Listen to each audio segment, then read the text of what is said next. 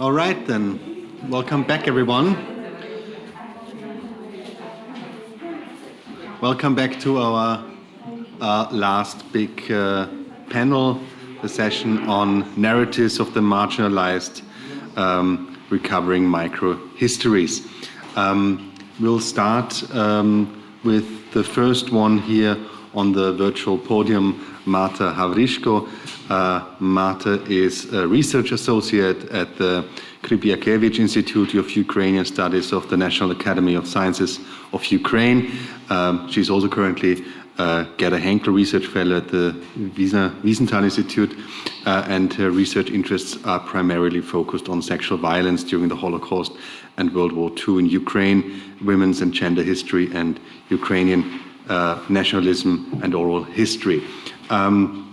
Marta will talk about Rape on Trial, Voices of Jewish Women During the Soviet War Crime Trials. Marta, the floor is yours. Great. Hello, everyone. Thank you very much for your kind introduction. Let me share my screen. Okay. So do you see my presentation? Yes. Yes? Okay, great. So today I will talk about post-war crimes trials in the Soviet Ukraine that address the sexual violence against Jewish women and girls during the Holocaust. Based on documents from the former KGB archive related to military tribunals against local war criminals labeled as traitors and accomplices, изменники Родины и пособники, it analyzes narrative strategies for one of the main group of actors during those trials. I mean, those Jewish women who survived the Holocaust and experienced themselves sexual violence during the Shoah. So I will talk about those narratives of this special group of women who lived in the Soviet Ukraine after the World War II. As maybe you know that after the so-called Revolution of Dignity or Euromaidan protests,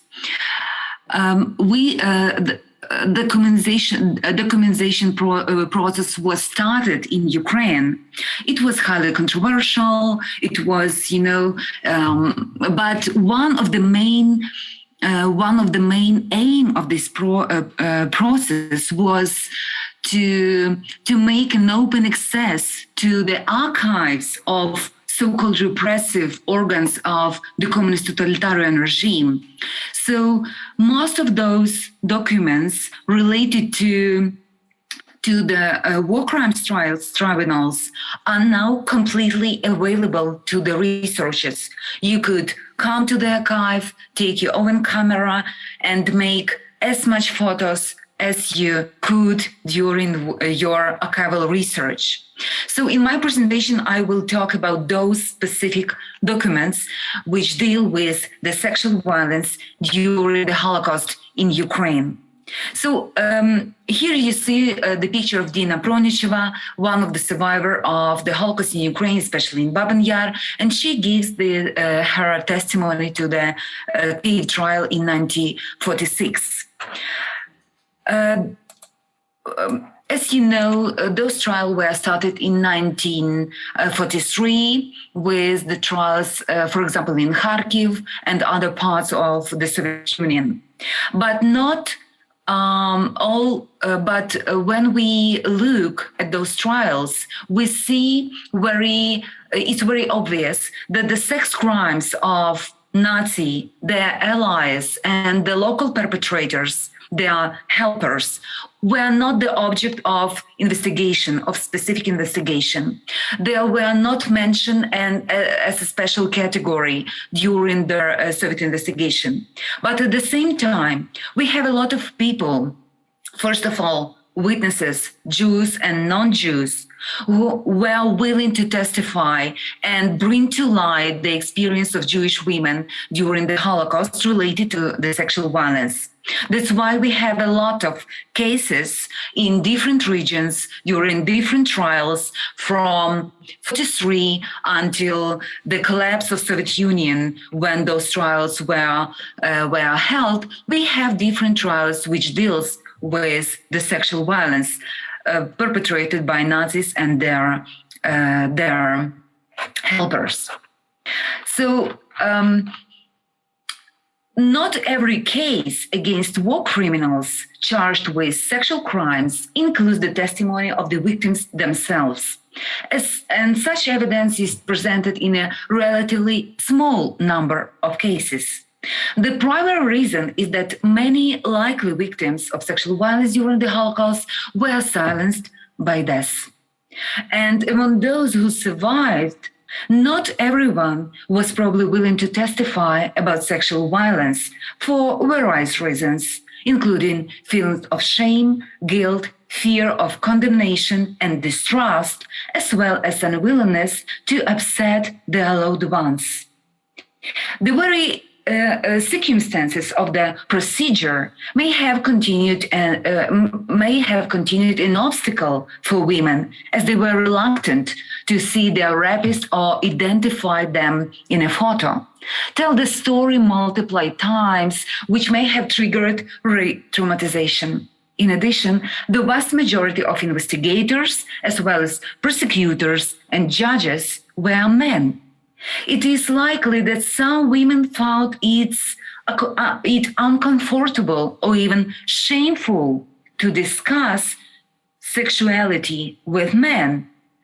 Another reason that could have influenced women's decision to testify about sexual violence or keep secret was the possibility of publicity of those trials. Because, as you know, some of Soviet trials were show trials.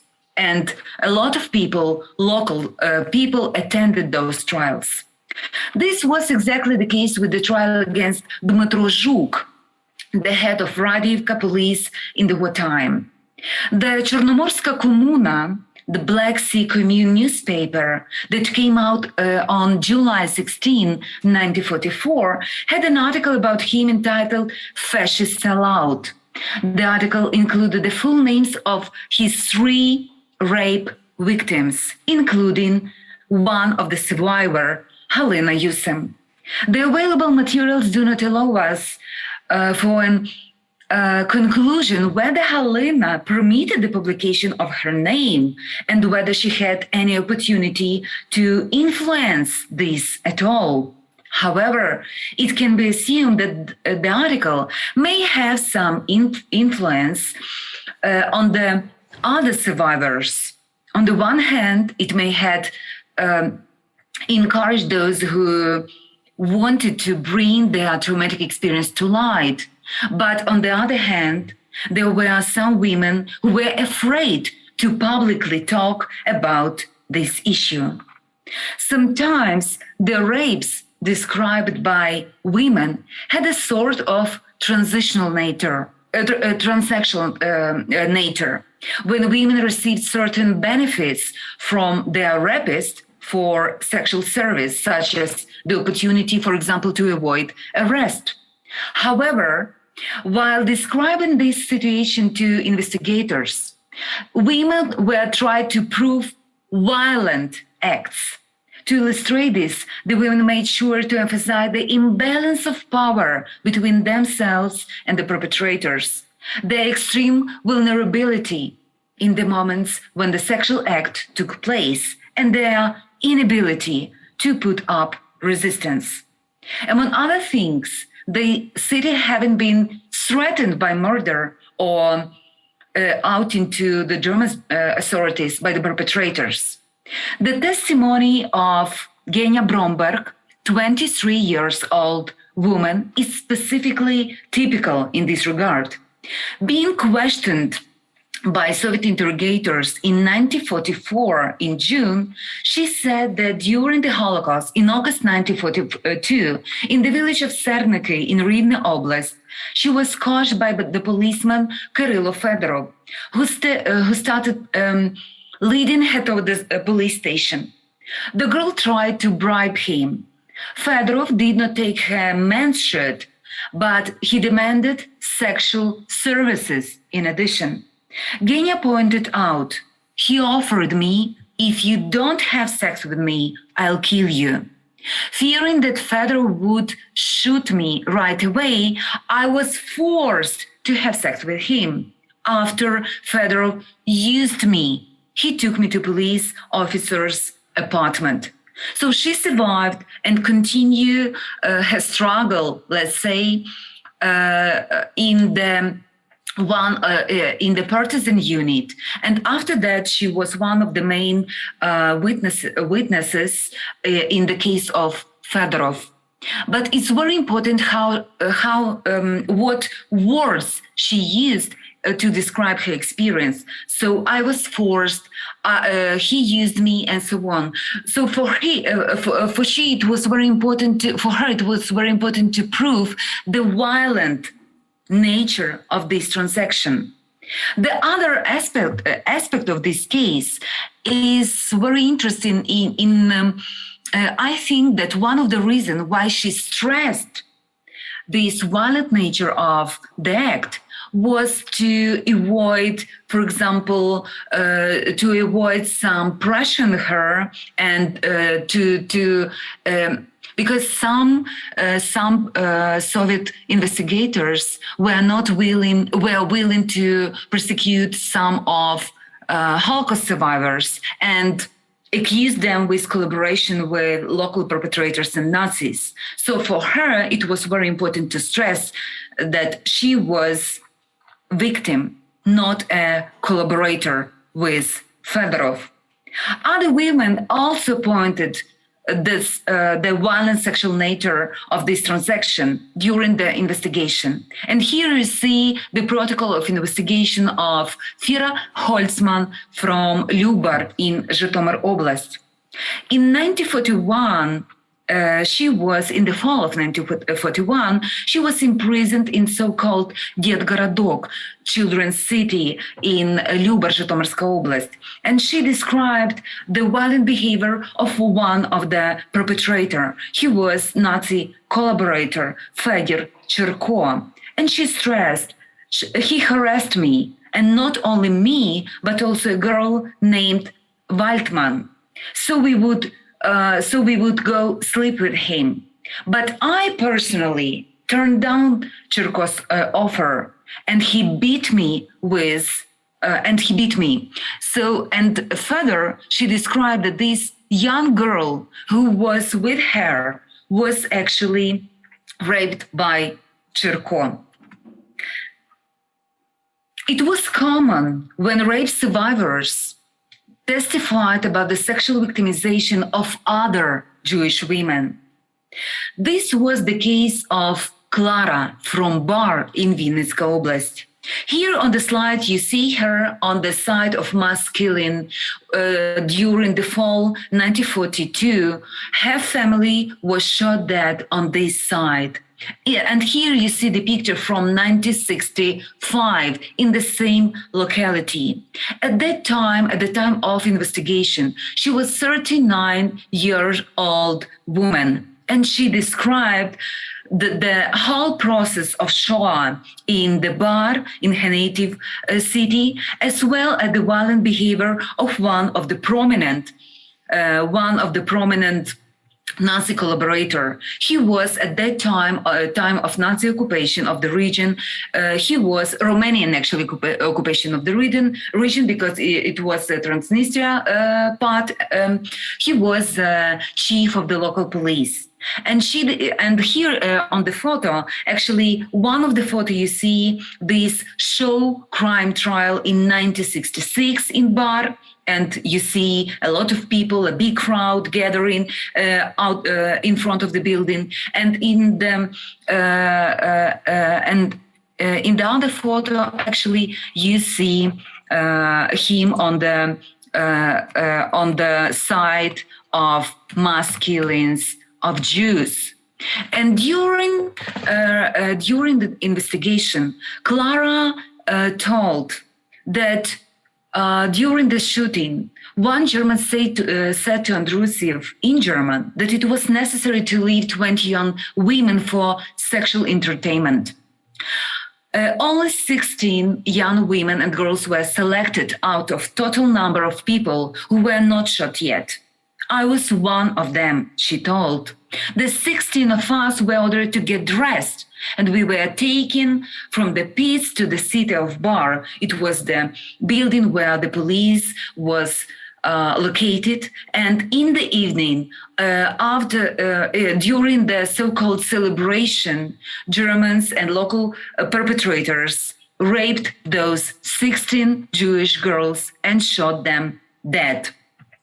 Only Clara survived this horrible night, and during the process, during the tribunal in Bar, she ended her speech with the words, "I asked to sentence him to be shot." And actually, he was executed by Germans.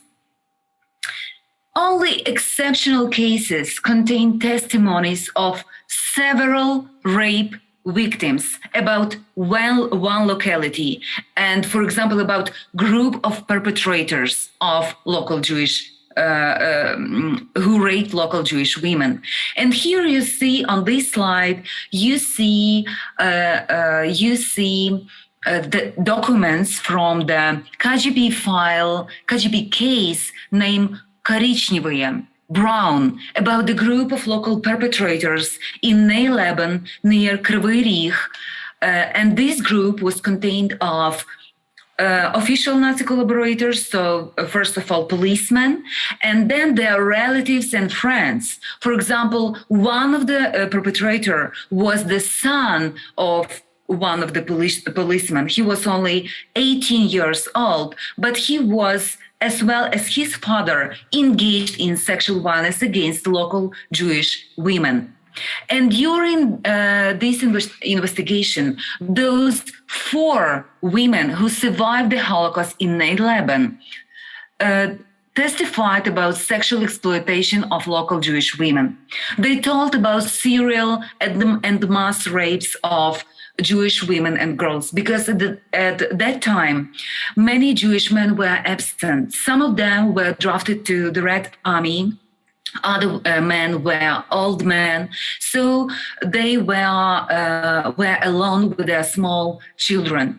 And many women testified how they were humiliated, how they were raped in front of their family members, friends, and their own children, and how their fathers, first of all, couldn't help them and stay helplessly at that time. And they describe this fragment, this experience, traumatic experience, in very open way. And I was very surprised that the documents about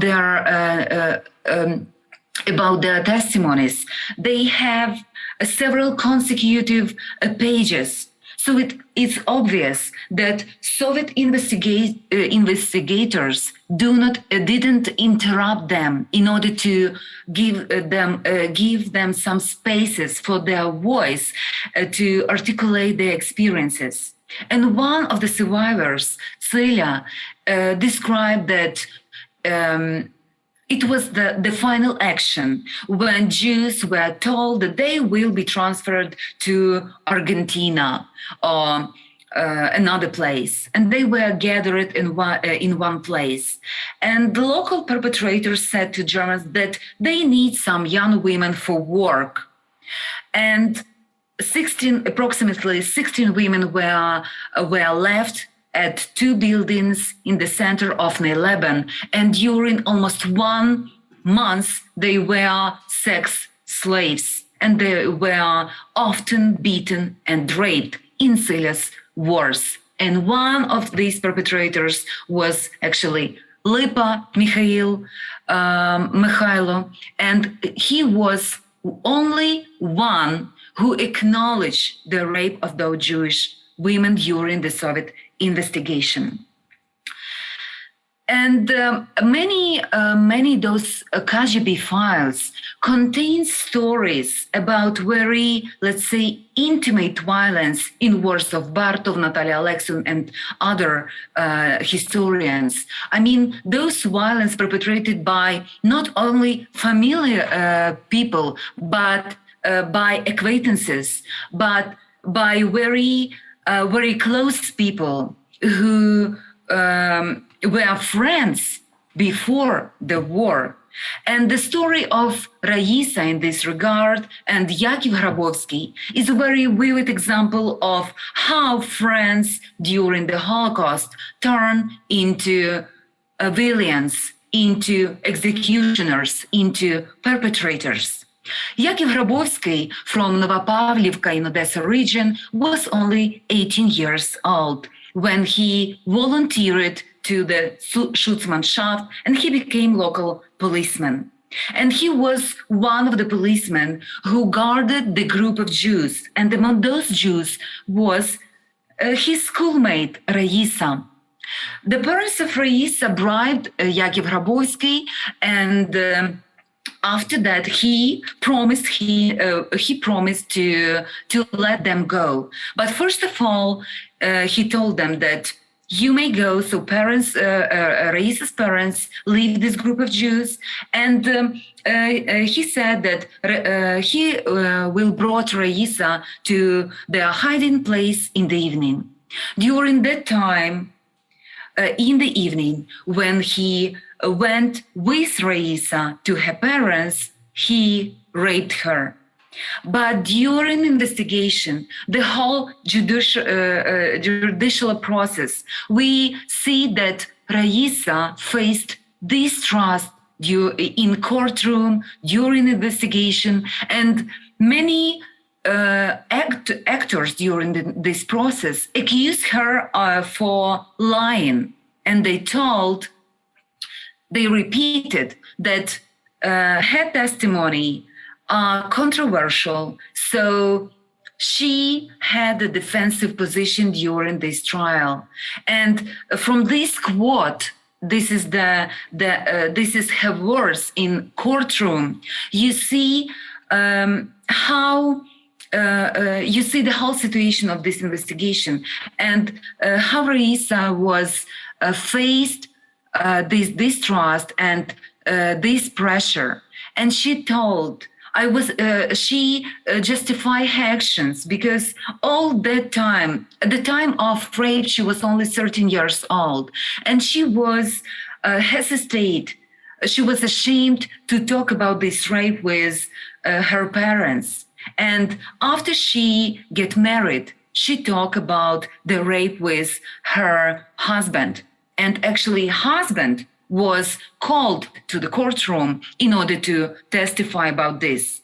But the whole process was, but Raisa failed actually to prove that she experienced rape.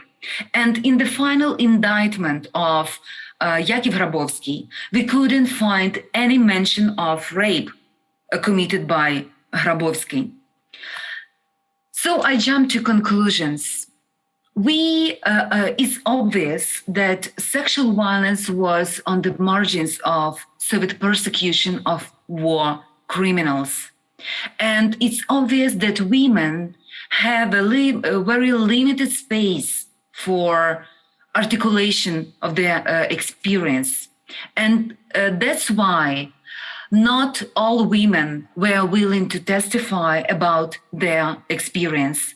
And when I was reading many those cases, it was obvious that women were talking about sexual violence, but investigators were not willing to to talk about this and to develop this conversation.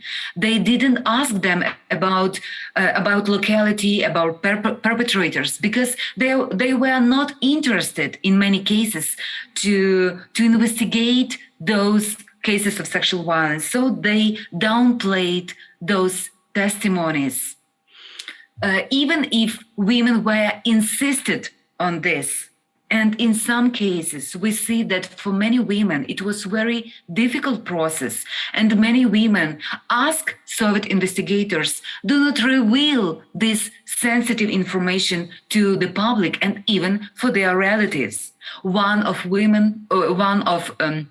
those victims, young woman, actually said that she afraid to make it public because she afraid that her husband will divorce with her.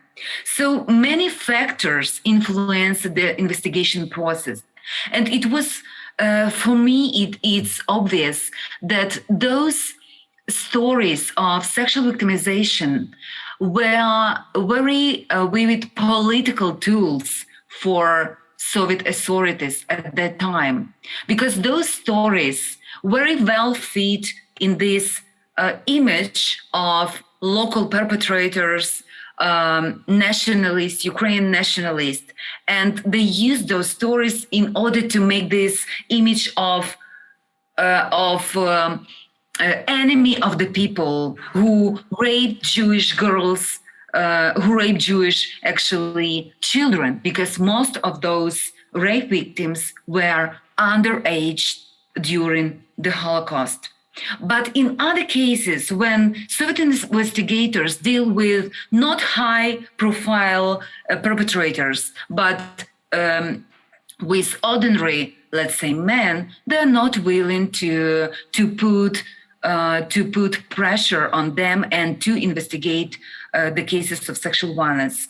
So I think that these criminal cases, these KGB files, could be very important sources in terms of revealing different patterns of violence committed by local perpetrators, but also in terms of investigating how Jewish women deal with the whole process of Soviet investigation and how they experienced re-traumatization during those processes and how they articulate the experience and what words they used during this investigation. So I hope that we will integrate these sources to the whole to the historiography of the sexual violence during the Holocaust, not only in Ukraine, but in Soviet Union in general.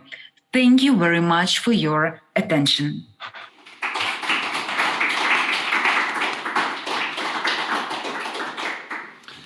Marta, thank you very much for this really impressive and incredible insight into rape and mass rape on trial.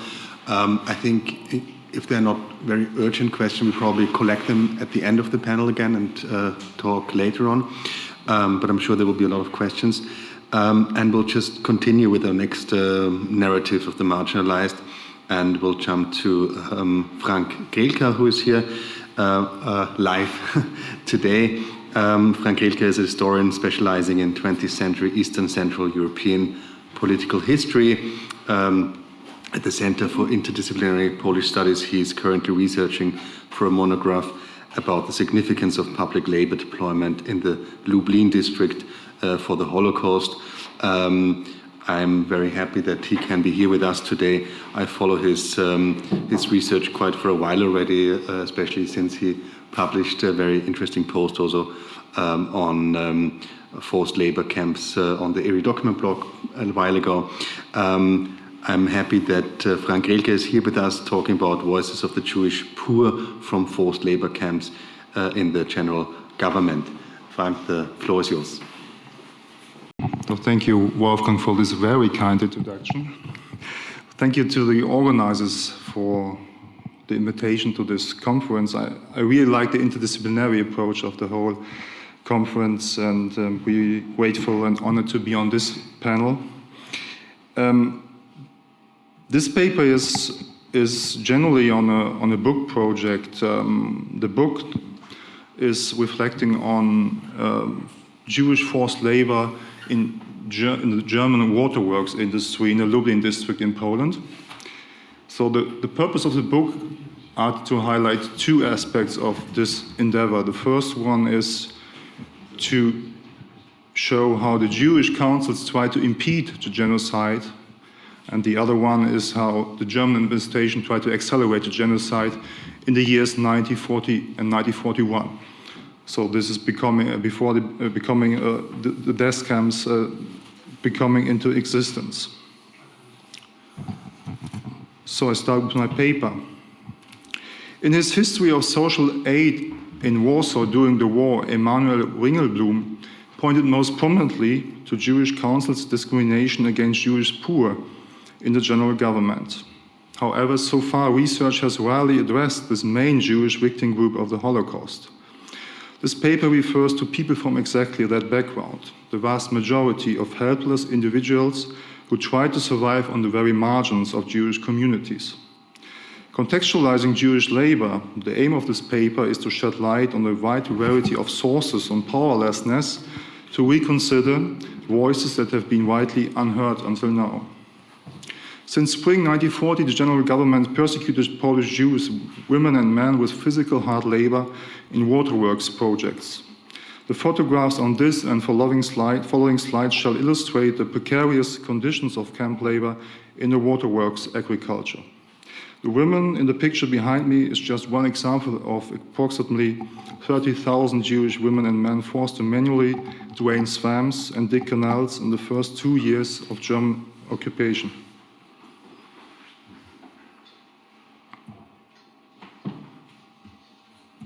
I cannot really switch to the second slide. Shmuel Ber Weintraub, a Jewish native of Warsaw, spent 42 months in German forced labor camps in the Lublin district. For the whole time of the killing operation in Sobibór, he was at Krychów Waterworks camps, a sub-camp to Sobibór. A month before the Sobibór camp was closed in October 1943, Weintraub had fled the Krychów camp for Switzerland.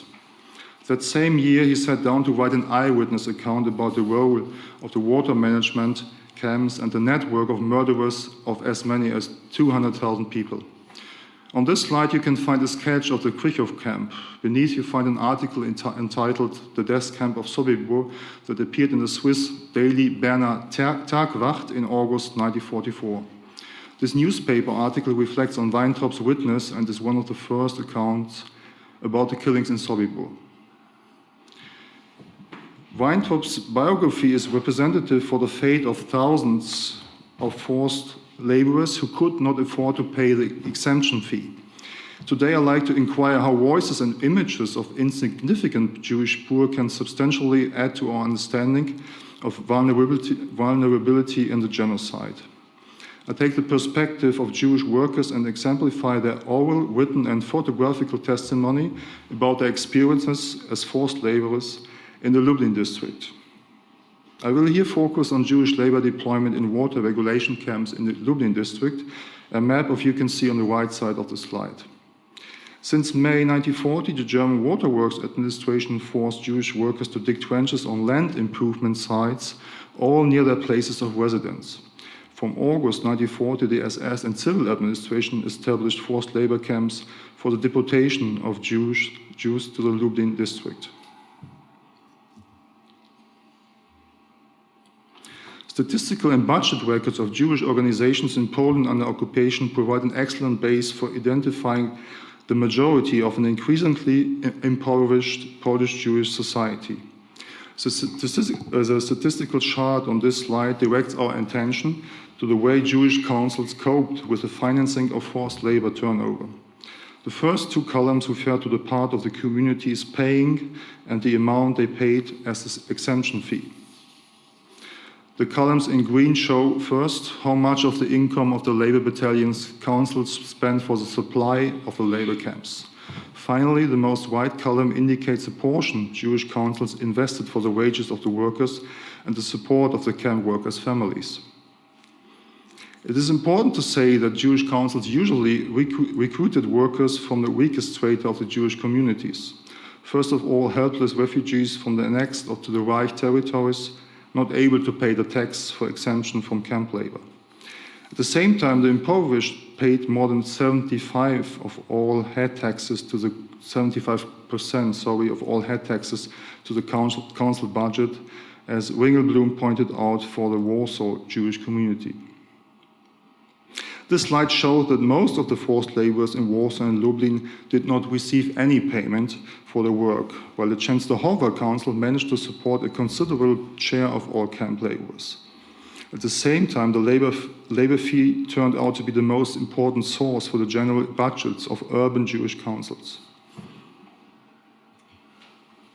New documents from Jewish forced laborers in non-industrial labor camps are now available in volume 24 of the Ringelblum archives.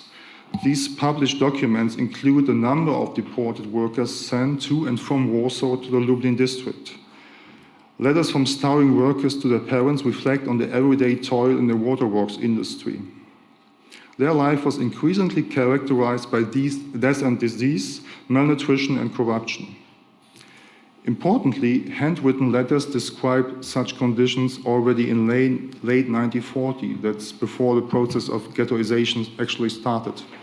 Here a quote from a letter sent by 180 Polish Jewish workers at Tyszowce labor camp to their relatives in Warsaw in November 1940.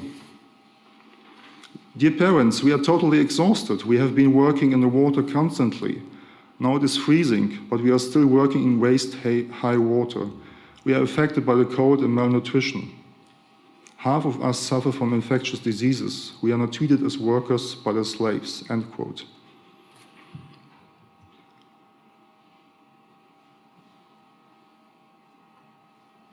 So, I guess I'm waiting for some photographs here.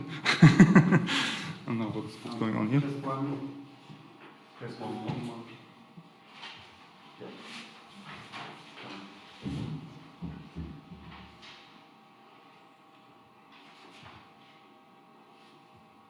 Okay, now we have it. Photographs are another important source for the reconstruction of everyday life of insignificant Jewish workers in these camps. Interestingly, we have dozens of images scattered around archives in Germany, Poland, and Israel. These pictures depict especially the helplessness of workers exposed to unsafe working conditions and frequently standing barefoot in the water canals. This is also true for a series of pictures from the archives of the Institute of National Remembrance at Lublin, as you can see on this slide. Usually, the photographers are unknown, as is the fate of the Jewish laborers depicted. Photographs on this slide are exceptional in that we know something about their author. Władysław Mączka, born 1906, was a Polish farmer and resident of Tyszowce in the southern part of the Lublin district, near to today's Polish-Ukrainian border. According to his testimony given to the Polish public prosecutor in Lublin in March 1968, Mączka was the owner of a secret photo studio and was living next to Tyszowce labor camp for Jews. I quote from his testimony. Walking along the riverbank, I took pictures of those willing. I know neither the names of these Jews nor where they're from. I remember two of the Jews telling me that they are from Lublin. End of quote.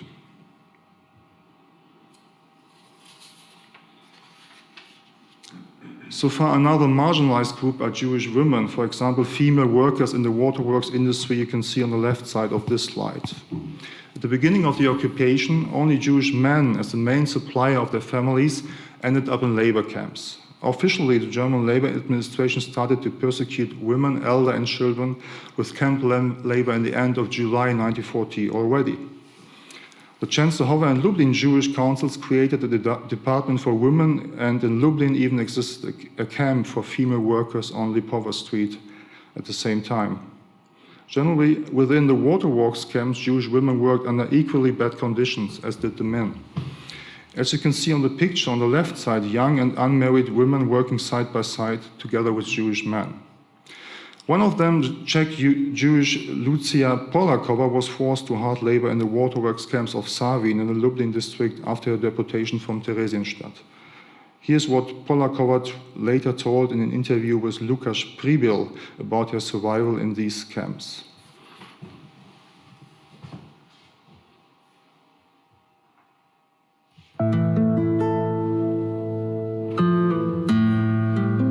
My stepfather, Felix, had died of typhus. Some died from dysentery. 2, 3, 4 months. The appel started to consist of the commandant just saying you and you and you and you to the side. And there were people who were getting weak and sick and elderly and fragile. And so they were the people who were sent away. We were told things like that these people are going to be recuperated. And those people just disappeared.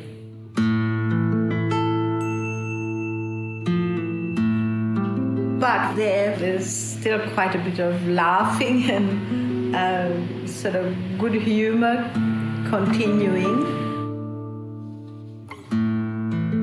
The reality somehow, even then somehow, didn't sink in. Essentially, there was hope all the time. The human spirit is amazing. You always hope against hope.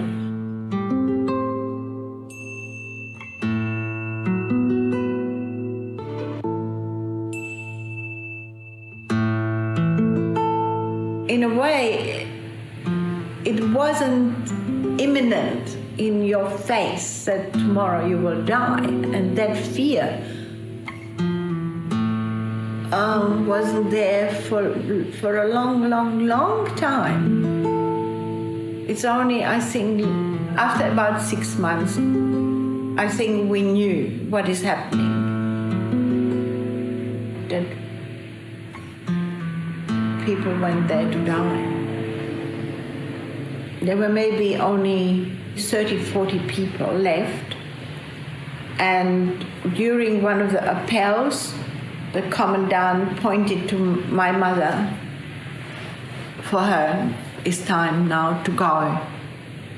And with that, he asked me, Lucy, you want to go with your mother?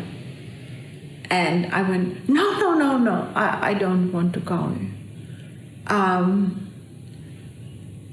So that was one of the most traumatic things that stayed with me as a guilt feeling for years probably, because very often children went with parents and vice versa.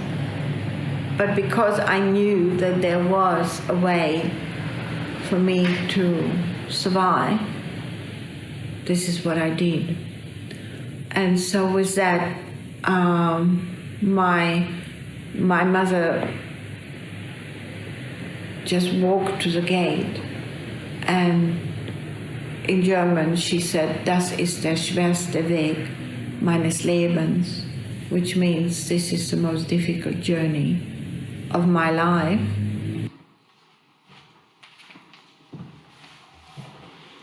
Lucy Polakova managed to escape under the false identity of, as she says, a Polish Christian girl. She survived the war as a nurse in a hospital in the German town of Soest. Coming back to the beginning of this presentation, also Shmuel Ber Weintraub could escape the Krichow labor camp. Under the assumed identity of a Polish civilian Krawczyk, he managed to arrange his transport from Lublin to the Reich. Until October 1943, Weintraub Krawczyk worked as at a chemical plant in Waldshut near the Swiss border, from where he could escape to Switzerland. As documents on this slide show, he became an applied engineer of chemistry at the famous ETH school at Zurich only 2 years after the war. He later immigrated to Israel. He lived and died in Jerusalem in 2008 at the age of 86. In conclusion, this paper adds to the investigation of available documentation of early Jewish forced labor to reconstruct everyday life of insignificant people who usually did not survive the Holocaust. Such narratives, marginalized until now, include first, contemporary sources by Jewish workers who did not survive. Second, the opportunity to use photographical evidence from labor camps, still uncovered. And eventually, it seems obvious that researchers need to include also the perspective of female forced laborers who survived camp labor, and not only in the waterworks industry, of course. Finally, every document of the Holocaust combines two aspects: the helplessness of individuals in the face of overwhelming violence, and the agency of the act of testifying.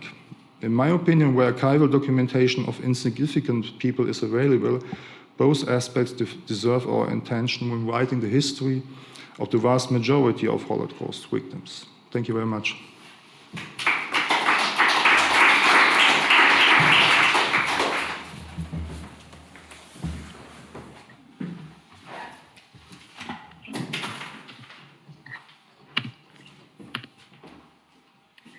Thank you very much, Frank, for this great overview, and also for keeping an eye on the time perfectly. Thank you very much.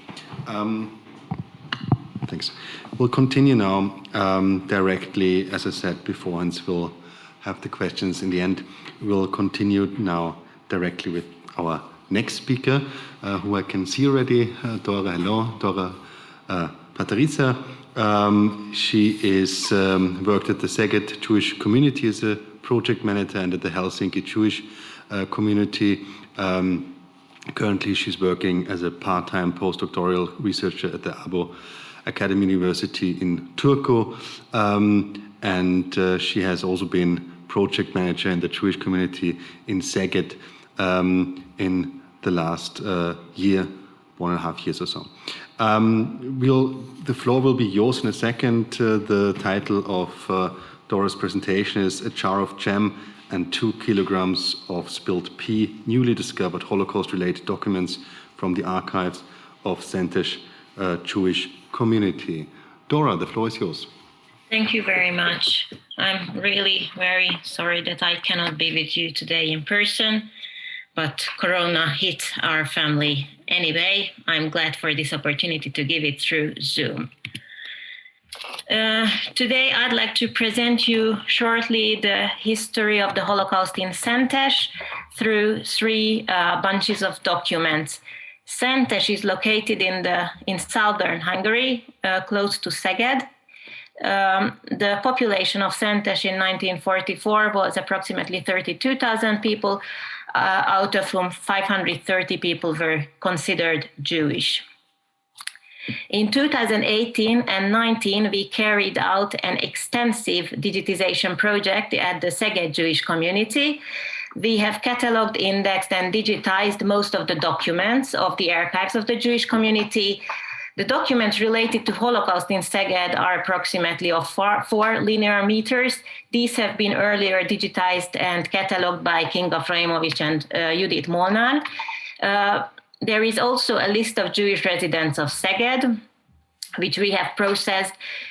We found the report cards of 1,700 survivors in Szeged, and there are also several requests, letters, and other kinds of documents that can be used for Holocaust research. Out of this digitization project, we have initiated a new project, which is currently funded by Claims Conference and IRA, and we try to reconstruct the exact deportation list of those people who were deported from Szeged in June 1944. This project, these plans include reaching out to members of the community, Jews living in the area, and we try to collect as many documents and other artifacts from private individuals as possible. And then currently we try to clean and reconcile all of these data with the help of Open Refine to put together our database. let me shortly talk about the deportations from Szeged so that you understand how the surviving rates happened to be realized. So in May 1944, 2,266 Jews from the territory of current Serbia were deported to and then later through Szeged. In June 1944, the Jews of Szeged and the surrounding villages and towns were deported with 3 trains. The first one was sent to Auschwitz and almost everyone was killed. The second one was decoupled and the first part of it went to Auschwitz, whereas the second part of it went to Strasshof, and the third one was sent to Strasshof. And most of the people who ended up in Strasshof survived, or the majority of them. These, the implementation of the deportations, and especially what happened in Strasshof, is very extensively researched also currently by Judith Molnár and Kinga Froimovic. Szentes, as I said, is near Szeged. In 1941, there were 510 Jews. It is a relatively well-documented city. On the left-hand side, you can see a monograph on the Szentes Jewish community. In 1944, in April 1944, 530 people were considered Jewish, and 464 people were also members of the Szentes Jewish community. And during the time of the ghettoization and before the deportation, 2 people have already died. I tried to keep track of the numbers of what was the total of people transported. On June 16th, the people from Szentes were transferred to Szeged, and they were deported from Szeged. As I said, with these 3 trains, it's crucial to find out who was deported with which train. Altogether, 313 Jews were deported from Szentes, and there were approximately 120 survivors. Luckily, we have a couple of extensive interviews, such as, for example, that of László Galla and Ágnes Barta. We also know that in 1949, there were 109 members of the Szentes Jewish community, and currently there is 1 single person.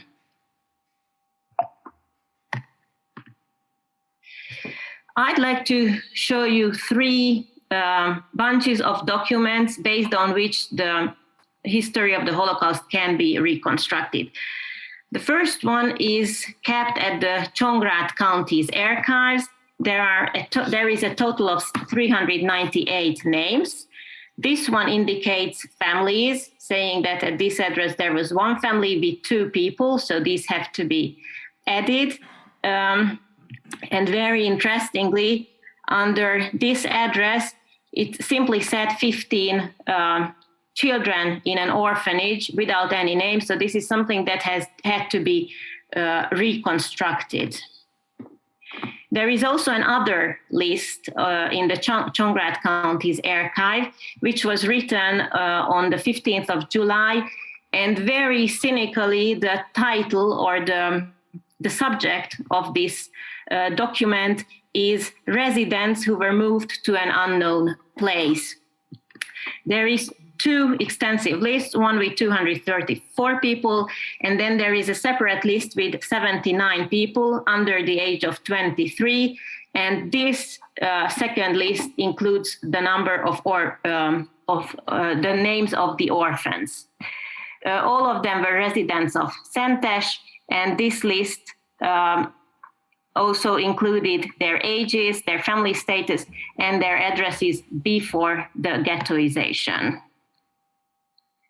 So with the help of this list and the address before the ghettoization, which was born in 2001, and we know that this building used to belong to the Jewish community of Szentes, we can reconstruct the names of the 15 orphans. And unfortunately, we also know that all of them were in the first transport, and all of them were killed. Here you can see the reconstructed list of the 15 orphans. And now I'm already coming to my second bunch of documents. It turned out that there is a private collection of documents, and very interestingly, this collection also has a document with the ghettoization addresses. So, for example, on this paper, you can see that this is the new address where Jews had to move in, and this also includes the previous address. In this case, this is the orphanage, the address of the orphanage, and that they had to move in to Vecseri utca 10, and also this other ghettoization list only says 15 children from the orphanage, but doesn't name these children. This is probably the most, for me, one of the most striking documents in this private collection of Holocaust-related documents. I at least haven't seen anything like this previously. This is a food list with 127 entries of what the Jewish population of Szentes was allowed to bring along to their new addresses in the ghetto. So this sheds light on what kind of foods they still had available in May 1944. And it's a very precise list with quantities and qualities of food items. We know that the Jewish population of Szentes had to spend a total of 38 days in the Szentes ghetto.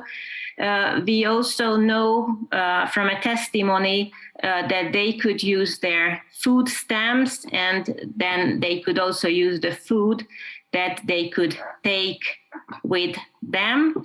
I created two extensive lists with the kinds of food that were most common. So most of the Jews could list these foods, such as fat, flour, dry beans, jam, farfel, which is this small kind of pasta, poppy seeds, and potatoes, whereas there are less common foods that they could eat in the ghetto. Of course, there is no information in these lists what happened with those who had, for some reason, no food available. And all we know is simply these ingredients. I'd like to show you the territory of the Szentes ghetto. I could only find a map from 1948. Marks there, of course, did not exist in 1944. But other than that, this is a very detailed list. So this is Vecseri utca. The houses with the even numbers were part of the ghetto. There was a 2-meter high fence right in the middle of the street, and Nagy Völgyshor also belonged to the ghetto, and this used to be Aponyiter, so a couple of houses were part of the ghetto. The same collection of documents include the very detailed descriptions of the apartments, or like in most of the cases, these were one-story houses of the Jews who had to move out, so that they know how these could be utilized in the future. And on the right-hand side, you can see a document with the addresses and the detailed descriptions of non-Jews who had to be moved out from Vecseri utca because their apartments had to be used for the purposes of the ghetto. The same private collection, and now at this point I can tell you that this is the private collection of Dr. Sándor Stern, a Jewish lawyer in Szentes, includes family photographs. On the left-hand side, you can see the first wife of his father with baby László Stern, whom you can see on the right-hand side. Luckily, the whole Stern family survived because they ended up on the second train. This includes the grandparents of László Stern. And I call this a private collection, but the story of this is that there was a change in the magistrate. The previous mayor had to resign. That was in the beginning of the 90s, and someone warned Dr. Stern that there is a very important bunch of documents stored at the safe of the city hall. These have to be saved because otherwise they will be destroyed. So this person just deposited this bunch of documents to Dr. Stern, who has a family connection and whose father is also listed on these documents. I would like to reassure you that we have already initiated a process with Dr. Stern so that these documents can be properly scanned and hopefully also deposited at a professional institution. Together with Livia Erdősi from Arolds and Archives, we are going to take the necessary steps to have these deposited. And then there is also a third collection of documents that can be researched. I have told you that there is only one Jew left in Szentes, but the community had an extensive archive, which have been previously transferred to the Szeged Jewish Archive. And these documents include, for example, the family history of Szentes Jewish families, also documents from the 1960s, different kinds of certificates and correspondence. Here on the left-hand side, you can see that someone was asking for a certificate stating that her parents and her siblings were deported to Auschwitz. This is undated. And then on the right-hand side, you can see the only surviving photograph from the inside of the Szentes synagogue, which was transformed into a library, into the city library. So the building itself exists, but this is the only surviving photograph showing what the Szentes synagogue once looked like. This photo was made at the bar mitzvah of István Buk, who is the current president of the Szeged Jewish community. Finally, a very important source for the reconstruction of the deported and the victims is the Szentes Holocaust Memorial, which unfortunately is in a quite bad shape. But actually, this is the first Holocaust memorial that was erected in Hungary in 1947. And it includes 370 names of victims, including men in forced labor. And also, they have included the victims from Szeged, a nearby village. Thanks a lot.